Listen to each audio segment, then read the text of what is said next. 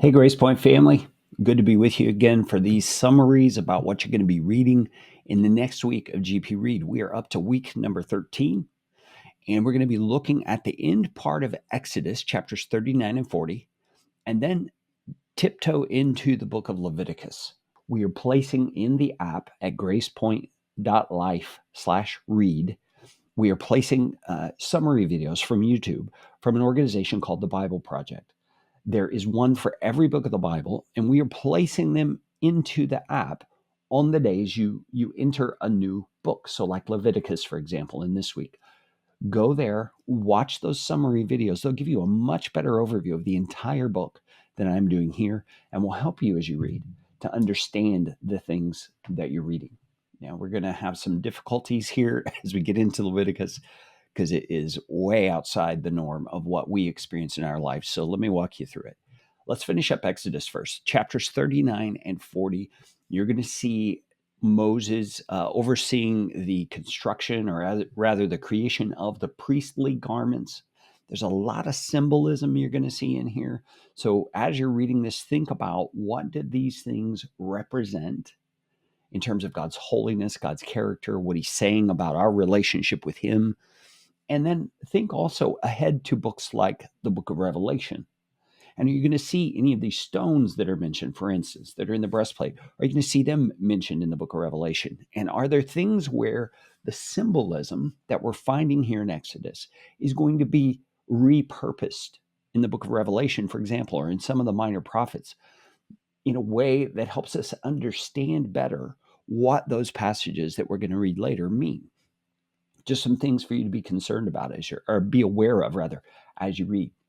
Now, we're going to see the tabernacle constructed. This was like the movable temple, so to speak, on a smaller scale that the people used until they had the land settled. And the actual temple is not going to be constructed until the days of Solomon, which is quite a ways down the road. So this tabernacle is going to be with them for quite a while. All right, then we move into the book of Leviticus.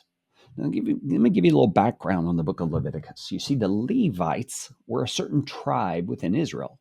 Remember, one of Jacob's sons, Jacob was Israel. One of Jacob's sons is named Levi or Levi, as you would say in more of a Hebrew dialect. Now, the Levites are the descendants of Levi, and the men of that tribe were designated by God to be priests. Now, if you remember, Moses and Aaron both were Levites.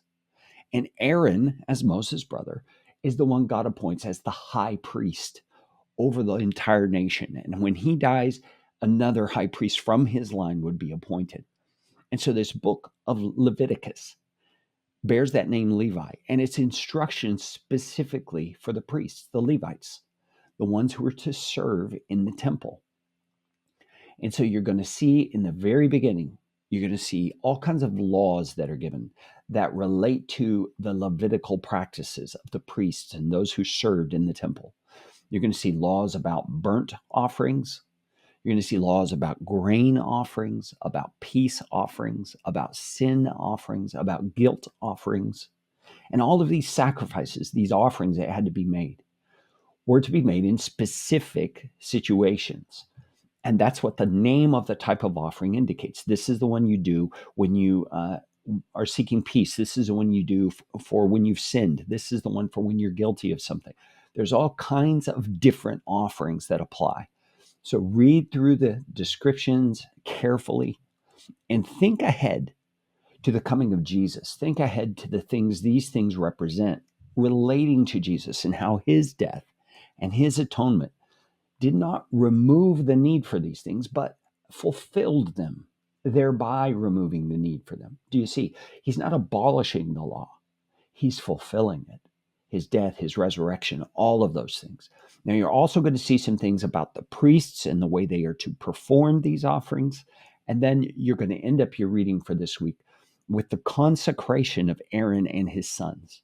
So they're going to go through some ritual practices to set aside Aaron and his sons for the special work of being the priests who intercede for the people between God and the people. Now remember, Aaron is a picture as well. This high priest is a picture as well. We're especially going to see ahead in the book of Hebrews how this high priest imagery is used to describe what Jesus has done for us in dying on the cross and ascending to heaven, how he serves there now as our high priest. Keep plugging away at the book of Proverbs as well. I encourage you to read those Proverbs daily as they're assigned, and find one that sticks out to you. Find one that really speaks to where you are in life, maybe a habit you need to overcome or a skill you need to develop, and ask the Lord to help you. God bless you, friends. It's good to be with you in this Read program. I'm glad we're doing this together.